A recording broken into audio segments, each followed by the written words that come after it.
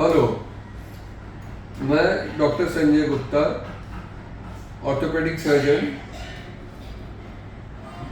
हड्डी और जोड़ का विशेषज्ञ सर्जन हूँ और मैं पिछले 20 साल से ज़्यादा 25 साल के लगभग मानकुद, गोवंडी, घाटकोपर और चेंबूर एरिया में प्रैक्टिस करता हूँ।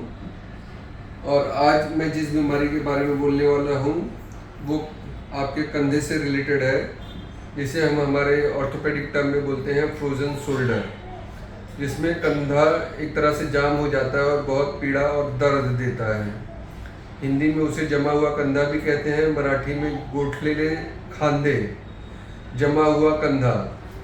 अब इस बीमारी को समझने के लिए इस जोड़ में, कंधे के जोड़ में किन किन हड्डियों का, कौन कौन सी हड्डियां भाग लेती हैं, उन्हें जानना जरूरी है।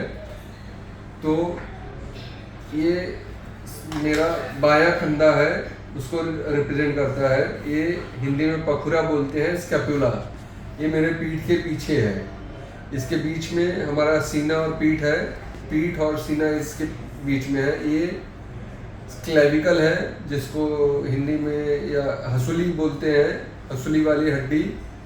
ये हमारे आर्म में ह्यूमरस बोन, जो कोहनी से लेके कंधे के बीच का जो हड्डी है वो है। ये तीनों मिल के कंधे का जोड़ बनाते हैं और इसमें मांस का बहुत रोल है, मांसपेशियों का और टेंडन का। ये अब इसको लेंगे तो ये मसल्स है, ये मांसपेशियां हैं जो इसमें पार्ट लेती है। ये है आगे का भाग। अब ये एक्चुअली में दाहिना कंधा दिखा रहा है, तो ये इस स्कैपुला का पीछे का भाग दिखा रहा है, जो पीछे के साइड में है दाहिने कंधे में। ये सब स्कैपुलरिस मसल है, ये बाइसेप्स के 2 टेंडन है। फिर ये रोटेटर कफ है, कभी कभी ये फट जाता है तो इसके वजह से भी फ्रोजन शोल्डर हो जाता है। और मेन है कि ये सारी चीज़ें, ये जो ह्यूमरस और स्कैपुला का ये बॉल एंड सॉकेट जॉइंट है, बॉल और सॉकेट में ये रहता है। तो ये पूरी एक थैली में समझिए, कैप्सूल उसको बोलते हैं। कैप्सूल के अंदर सब रहता है। कैप्सूल कनेक्टिव टिश्यू से बना रहता है। अगर कनेक्टिव टिश्यू में जालियां पकड़ने लगती हैं, फाइब्रोसिस या स्कार टिश्यू अगर तैयार होता है, तो that leads to frozen shoulder. ये हमेशा अधेड़ उम्र में या 30-40 की उम्र के बाद शुरू होता है। डायबिटीज़ में बहुत कॉमन है। लगभग अगर 100 पेशेंट को डायबिटीज़ है तो 10 से 20% डायबिटीज़ पेशेंट में फ्रोजन शोल्डर मिलता है। कभी कभी ये सेकेंडरी भी होता है, जो गिरने के बाद या किसी चोट के बाद, जब हम कंधे का इस्तेमाल बहुत दिन तक नहीं कर पाते हैं चोट की वजह से, तो भी फ्रोजन शोल्डर हो जाता है, क्योंकि कनेक्टिव टिश्यू में जालियां पकड़ती हैं या रोटेटर कफ में भी स्कार टिश्यू तैयार होने लगते हैं। कभी कभी चोट की वजह से रोटेटर कफ फट जाता है तो भी कंधा जाम हो जाता है।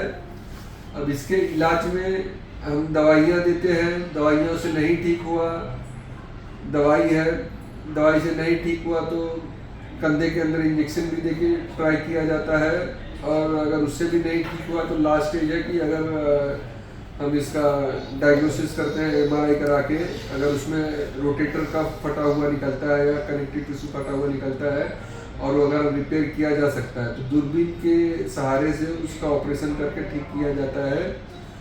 और जो कि उम्र के हिसाब से, जो अगर 30-40 उम्र के बाद अगर ये कंधा जाम होता है और अगर कोई चोट का इतिहास नहीं है कि आपको चोट नहीं लगा और फिर भी कंधा जाम होने लगा है, तो दवा से ठीक होने की बहुत संभावना होता है, अगर सही दवा चले।